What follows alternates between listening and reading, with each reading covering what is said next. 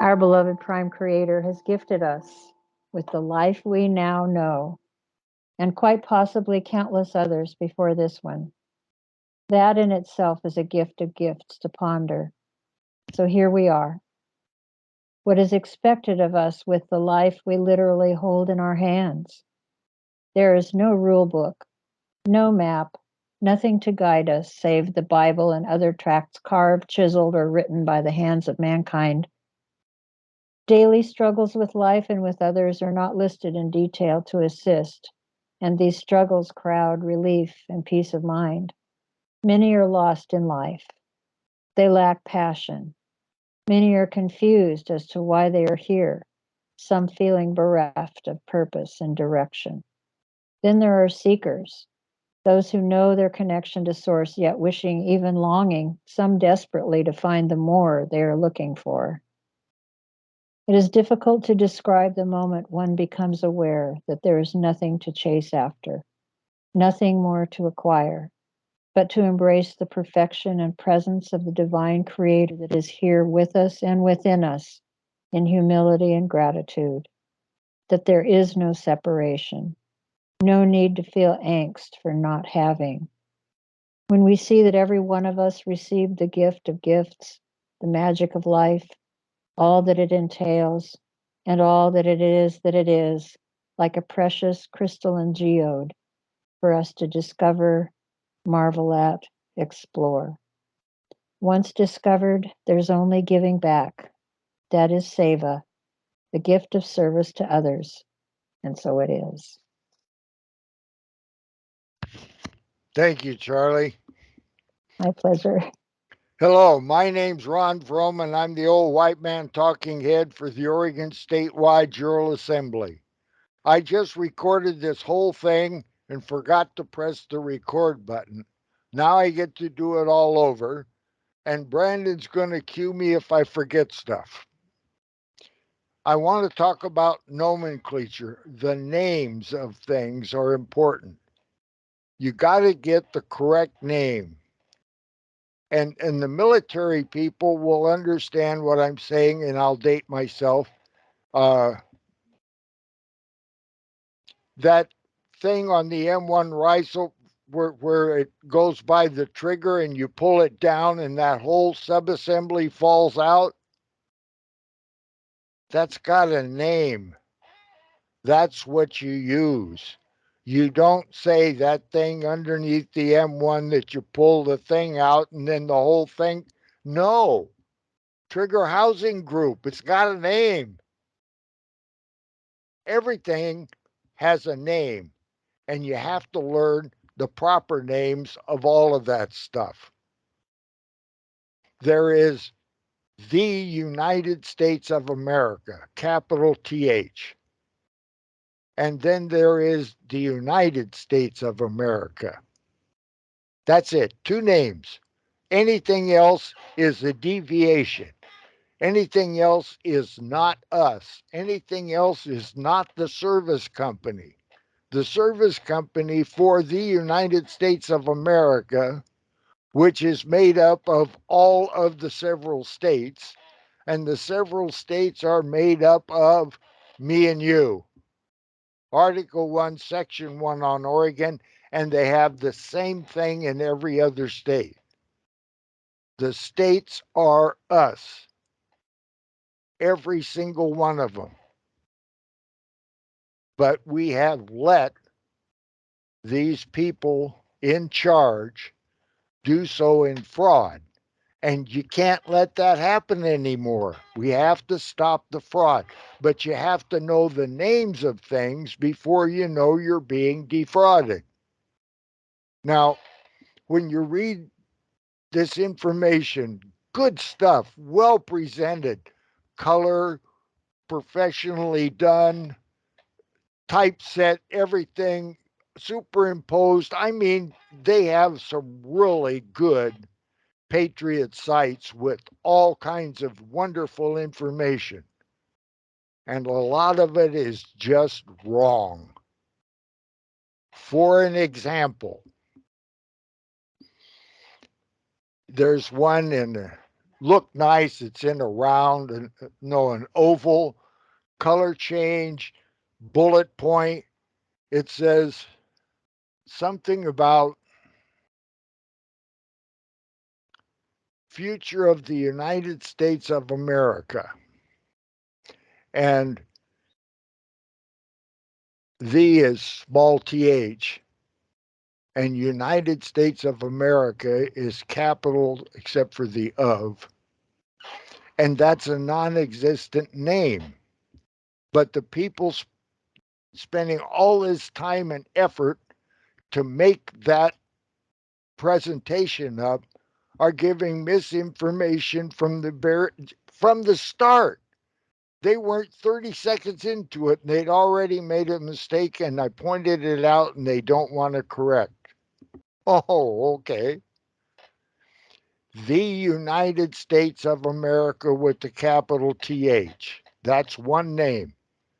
United States is the government service company that the United States of America created when they created the Constitution. So, the Constitution and the United States are both properties of the United States of America. So, when you read the future of the United States of America, it's not. It's the future of the United States of Washington, District of Columbia. That's where the United States is. It's written in all the documents, no other place. You can't find another place or another name. Hello, Ray. You can't find another place or another name. There's only the United States. And it's located in a 10-mile square between Virginia and Maryland. But if you look at the map, they don't even have a 10-mile square anymore. All the rest of it on the other side of the river is Arlington. It's not even colored the same on the map.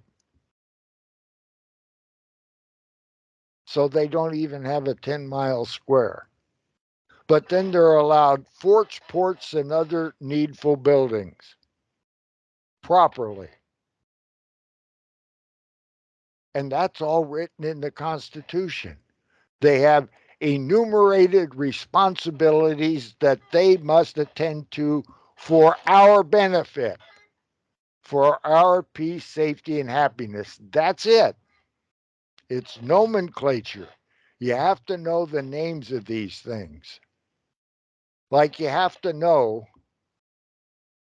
that America starts in the north on the shores of the Arctic Ocean, and it goes to the southern tip of Tierra del Fuego. And on the east side, it's the Atlantic, and on the west side, it's the Pacific. That's America. Subdivided into three subdivisions: north, central, and south. So we're all Americans on these Americas. Citizen is not who we are. We are men and women with our children, with our offspring on the land and soil, sovereigns, without ruler and without subject.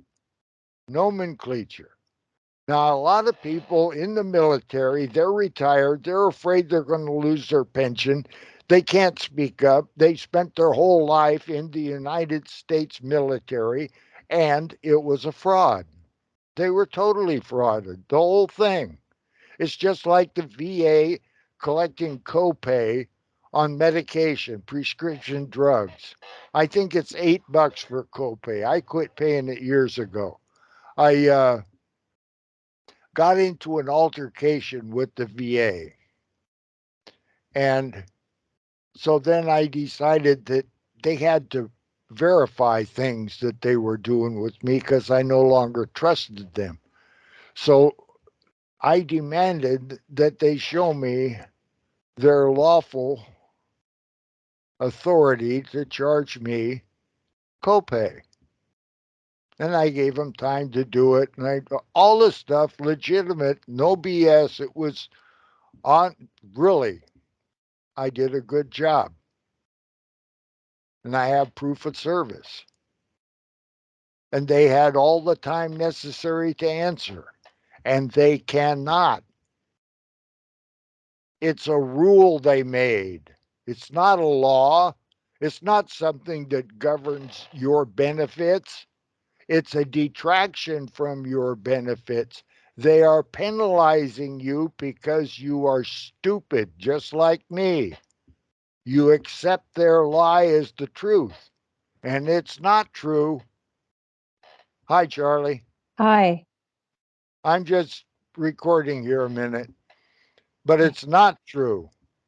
You have no responsibility to pay for their copay. It's all play pretend. Just all the rest of the stuff is play pretend. But it's nomenclature. You got to know what these things are named and called before you can deal with them. And you have to be able to deal with them. We're moving from de facto to de jure. That's a big move. Federally, they made that move from de jure to de facto in March 1861. And they've doubled down on it several times. You'll hear people talk to you about Constitution for the United States of America and Constitution of the United States of America and all kinds of stuff. And almost all of it is another lie, another MK Ultra thing. And because you don't know the nomenclature, you don't know what things are called, you accept the United States of America when it's the United States of Washington, District of Columbia. They do not have all of that BLM land. And no matter how good and how wonderful the parks and the forests and everything else that they have that they say is theirs, it's unlawful. When a state becomes a state, all the territory lands that were in the territory that the United States owned, the United States owned the territory until it became a state. Then it became one of the several states and it became a party to the contract. They are not a subdivision of the United States of America. The United States of Washington, District of Columbia, is not allowed to own land unless the states say, yeah, we'll sell you some. You can have a port, a fort, or a needful building. But you can't have the whole southern part or the whole northern part or like the Malheur refuge. It's a lie. When all that Bundy stuff went down, my neighbor and I went to the Washington County Library and looked that stuff up to see what was really going on, and it was a lie. You look on the internet, and it said the Malheur Refuge, and it was a well done site, and it gave all kinds of information. And they told all about the lady that gave them 15,000 acres and blah, blah, blah. And it's all a lie. You can go to the county recorder of any county around there, and none of them have anything recorded like that. There was no lady, there was no 15,000 acres, there was none of that. It's a lie. So they lied when they took the Bundys to court because they were defrauding the people with a fraudulent structure. It You was know, also It was also a uranium deal. It was the Uranium One deal. Oh, hell And they yeah. were But hiding yeah, that. They were covering that up. absolutely. You got to know what it's called. If you don't know the names, yeah, Yep. Uranium One. There Yep. was a guy, George Webb, did a lot of work on that Uranium One thing. I don't like the guy very well, but he seems to be quite an investigative type reporter. Mhm. He But was a in any, grand jury. There was a what grand jury in New York. A grand jury held numerous names we could all recognize guilty in that Uranium One deal in Malheur County when that what all went down. what kind of grand jury? Where can we find this? Do you I know how have to it. get the? Well, I have the document. Would you drop some of that in chat for me? Yes, yeah. Okay, thank you. Hmm. So I don't know whether I've covered. What I did was, you weren't here. I got on and we talked and everything okay, and I started in and I did the whole thing and said okay, and you know, and I'd forgotten to press the. Record.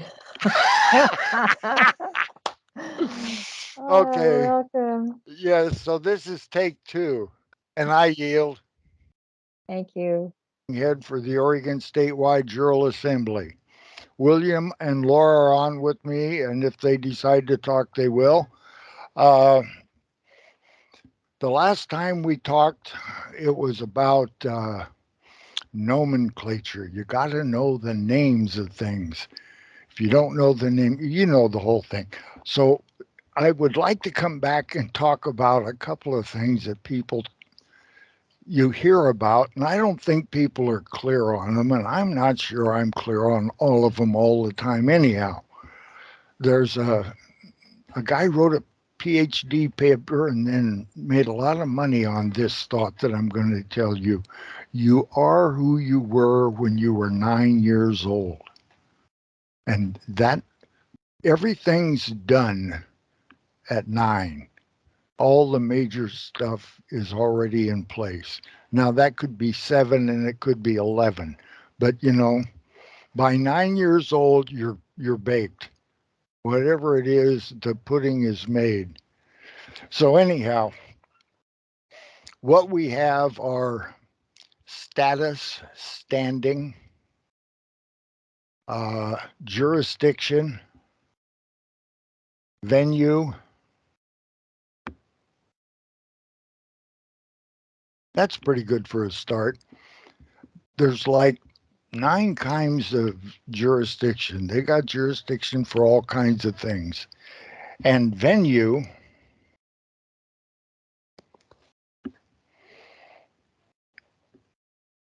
formerly spelled VISNE, in common law pleading and practice, a neighborhood or neighborhood place or a country in which an injury is declared to have been done or fact declared to have happened.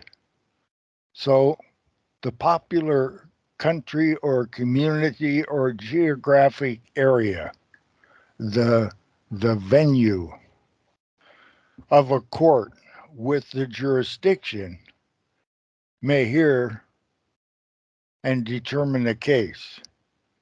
Venue deals with locality of suit.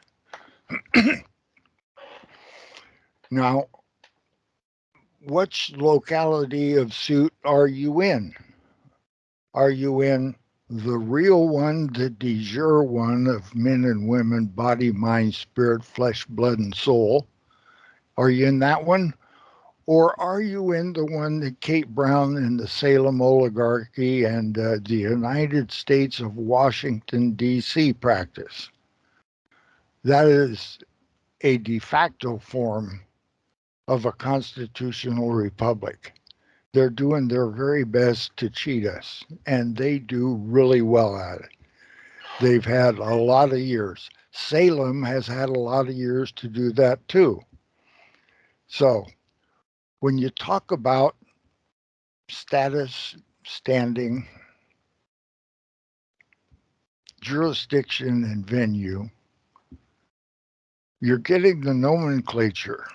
We were talking to a lady today, and I know her, and I've known her for a couple of years. She's a member of the assembly, and she's gotten into a rough spot. And we were talking, and I said, or you remember, or do you remember, or you have to contemplate, or something, the difference between de jure and de facto. And she said, no, I don't know that. And it was like I got hit in the head. Uh, how can you not know that? You've been with us and you knew it. I know you knew it because she says, I have brain failure. I don't know what's wrong. I don't remember things. I have blank periods. Whoa, she's dealing with some real problems, some real issues. She cannot remember her status. She doesn't know. She doesn't own it. She doesn't have the mindset to be in the de jure. She keeps flipping back into should we sue him, get an attorney, and talk to the DA? And that's an entirely different jurisdiction than we deal with. We're trying to get rid of that jurisdiction, the de facto, the false, the illegitimate, and the illegal that's being run on us since 1910. And here she is, one of us that trips back into it again. She can't maintain the mindset of what her status is. So then you come up with standing. What is standing? What does it say in the book here? PQRS, standing. What does the book say that is? Do you have standing in this court? Well, if you're born on the land and soil of one of the states or territories of the United States of America, and you are a man or a woman, you have standing in every court. Period. So standing, what do they say here? But you're not going to hear a bar attorney tell you that, but they can't prove it wrong. Here it is. One's place in the community, in the estimation of others, and his relative position in society, commercial or moral relations, his repute, his grade, or his rank, reputation, standing, a subdoctrine of status. So, Black's Law even agrees. A sovereign, you have standing everywhere. So then, jurisdiction. We claim that we have an Article 3, one Supreme Court with a small o and a small s and a capital C, one Supreme Court claiming original jurisdiction. Read Article 3 and you'll see that. That's what we claim we have. And then when you read Article 1, Section 1 of Oregon's Constitution, you realize that we're right. That is ours. So then we take that over to Amendment 7. Amendment 7 is one of those things that they said, hey, wait a minute, there was like 12 or 15. They pared it down to 10. These things have to be attended to. They weren't attended to well enough in the first iteration of the United States of America's Constitution. That's with an apostrophe S. So they made some amendments. And one of them is Amendment 7. Now, the Supreme Court, SCOTUS, of the Constitution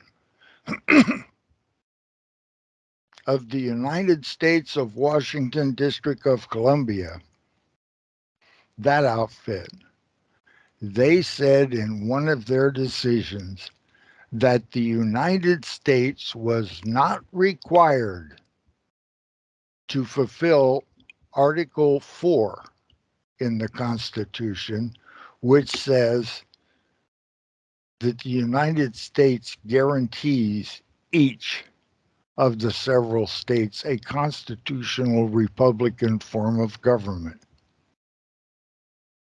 That's SCOTUS saying the United States doesn't need to fulfill Article 4 of the Constitution. That's the same bunch that went communist a while back, a little over 2 years ago. But in any case, so jurisdiction. We went through nomenclature, and you know all of the stuff. You know who's who and all of that stuff. Now we've gone through status, standing, jurisdiction, and venue. I think we've got it pretty well covered. I'm not sure how long I've been talking, but I think I'm just about done, and I yield.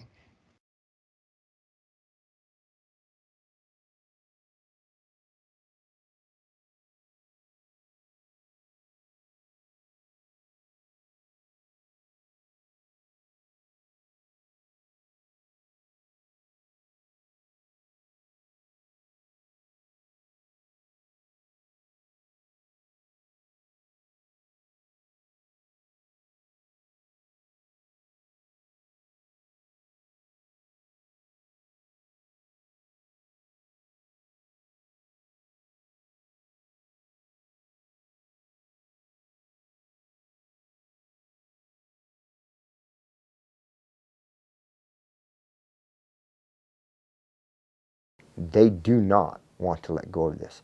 They do not intend on losing here. And we do not intend giving it back to them. And then the bullets started flying. And then he jumps out of the car. And he's got both his hands up. And he got out of the car, and he had his hands in the air. He's like, just shoot me then. This is what you want, just shoot me. And they did. They shot him dead. With his hands in the air, and I saw it. I swear to God. He was just walking with his hands in the air. And they shot him. And they shot him dead, and then after he was down on the ground, they shot him 3 more times.